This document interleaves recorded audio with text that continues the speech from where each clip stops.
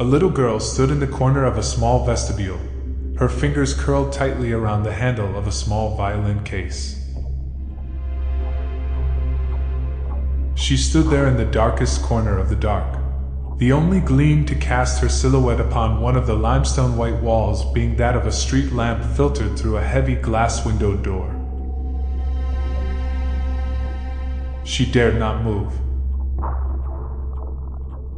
For if she moved, the case might slip off her fingers, and the sound of the case hitting the stony floor and the sequential noises made by the violin and the bow ejecting out of the case and dragging along the gritty floor would reverberate around the stairway, swell and echo, and reach a demonic amplitude that would force her to cover her ears with her woolen gloves. That might happen. She might drop the case even though her teacher had told her not to, even though he had told her that it was an expensive violin that should be handled with care.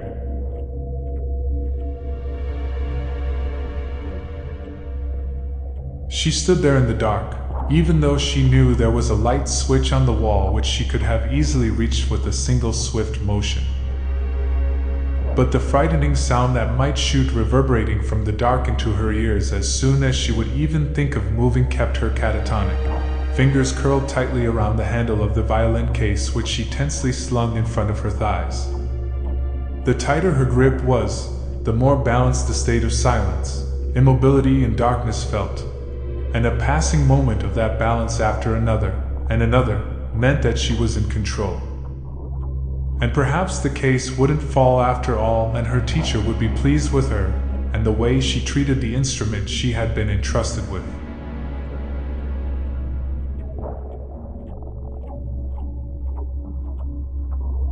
She stood there as the delicate sound of a violin emitted through a wooden door ajar up on the third floor.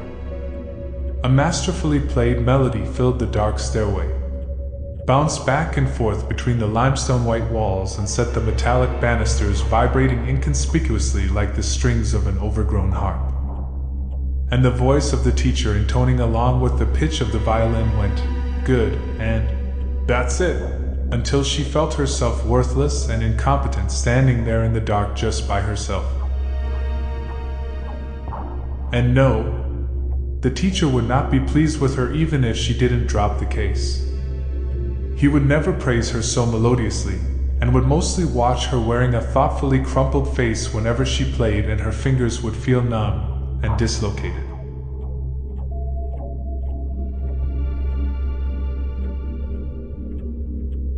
She stood there as the pale light of the street lamp made her eyes shine along with the limestone white walls.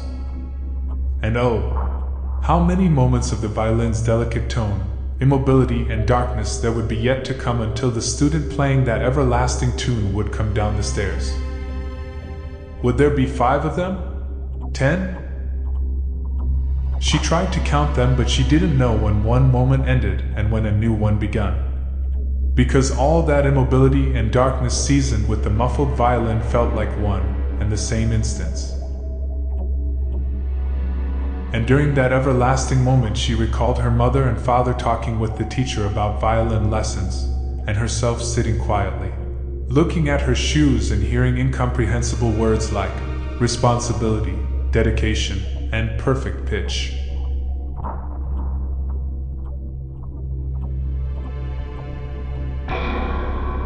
Suddenly the light was on. She heard steps in rapid succession coming down the stairs. The illusion of being in control evaporated. The violin case suddenly felt like a bar of lead in her hands as another little girl emerged in her sight, swinging her weightless violin case back and forth uninhibitedly as she made her way towards the glass-windowed door. A roaring and swelling reverberation of the girl's heavy steps echoed around the stairway. It was getting louder and louder as she approached. There was no silhouette on the limestone white wall anymore. She was forced to stand there exposed and vulnerable. There was nothing she could do to prevent things from happening. She was nothing. The sprightly little girl was everything, and that everything was coming down the steps, off the walls, closer and closer to the corner where she was standing. She closed her eyes.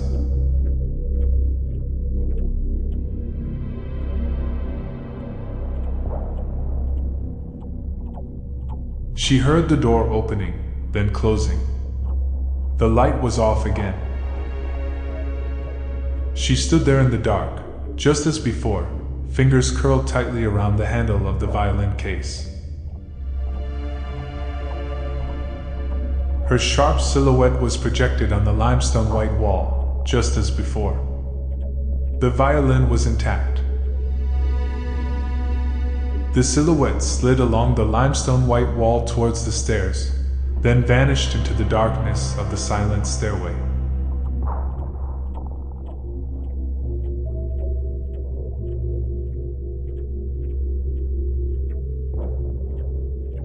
She was standing on a stage, high heels firmly against an oak parquet floor.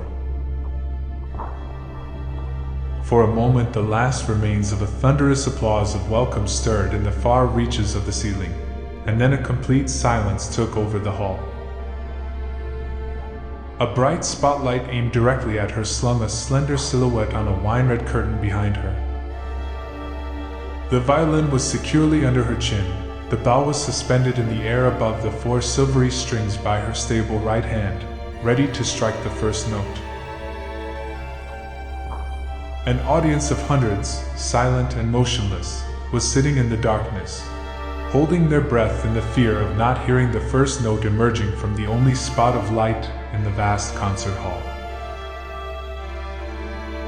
She couldn't see the audience as she was blinded by the spotlight. But right now, the existence of an audience of any kind was trivial to her. She knew from experience that now it was time for her to exist. The only thing that mattered was her in the center of the circle of light, a light that fused her and her instrument together as one entity. From this moment on, there would be no silence anymore. Only the ever-present music of the mind. Her mind. She felt herself light as a dove's white feather as she laid the bow on the sparkling strings.